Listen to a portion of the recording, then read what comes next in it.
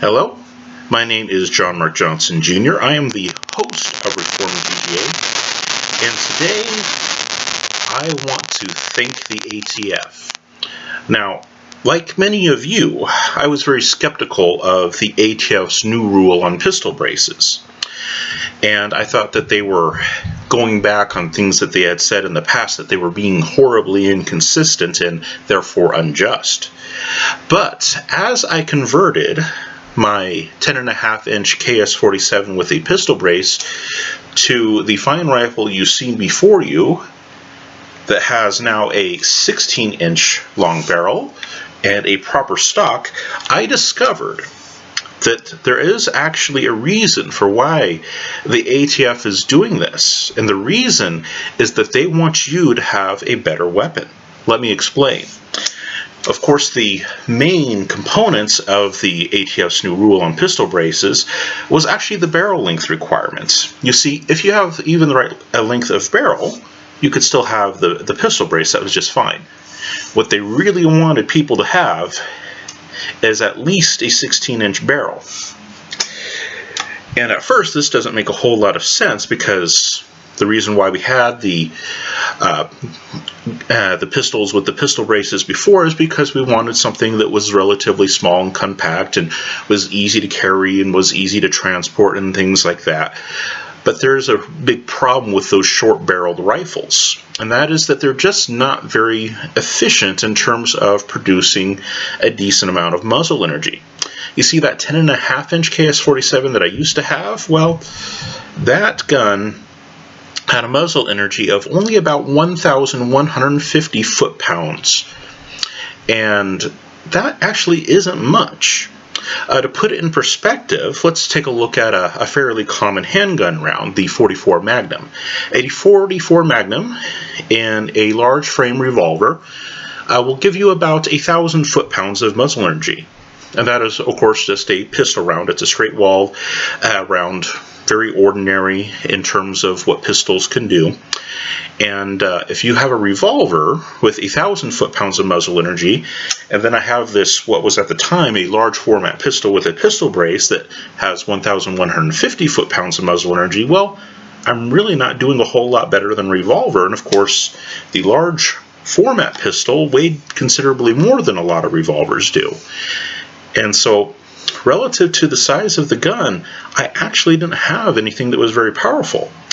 And that's saying something, because the KS-47, of course, is in 7.62x39, which is more powerful than what a lot of other people had their large format pistols in. A lot of other large format pistols that are on the market that most people had prior to the ATF's new ruling, those were usually 5.56x45 guns. That was the caliber, 5.56x45.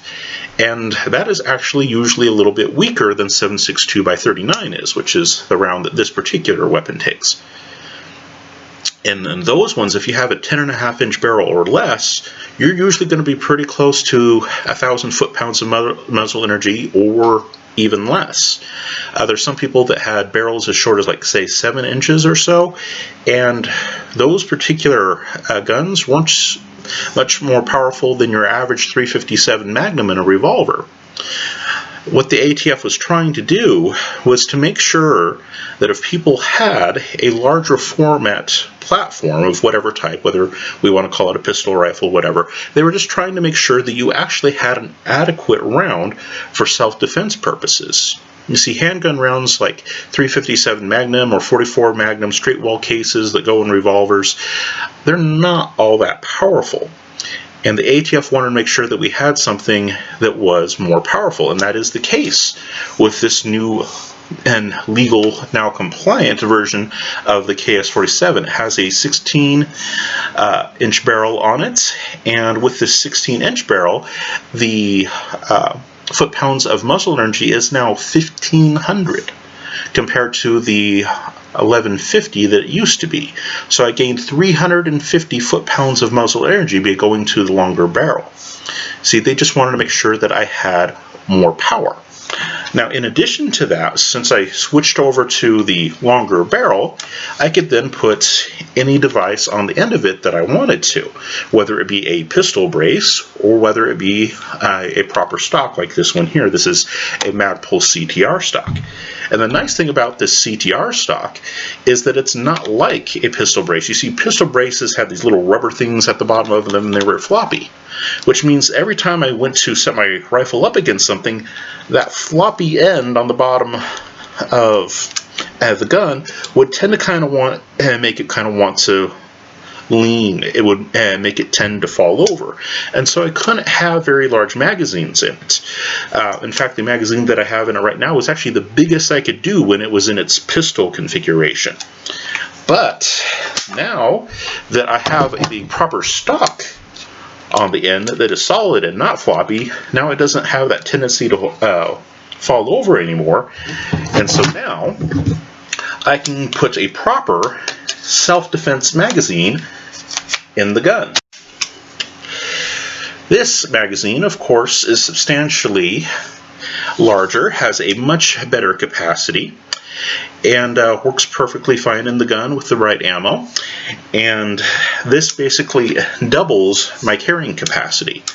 You see, the ATF, in addition to wanting to make sure that we had enough power to really get the job done, that we're well outside of normal handgun ranges with, like, 357 revolvers or 44 Magnum revolvers, get way past, typical handgun power.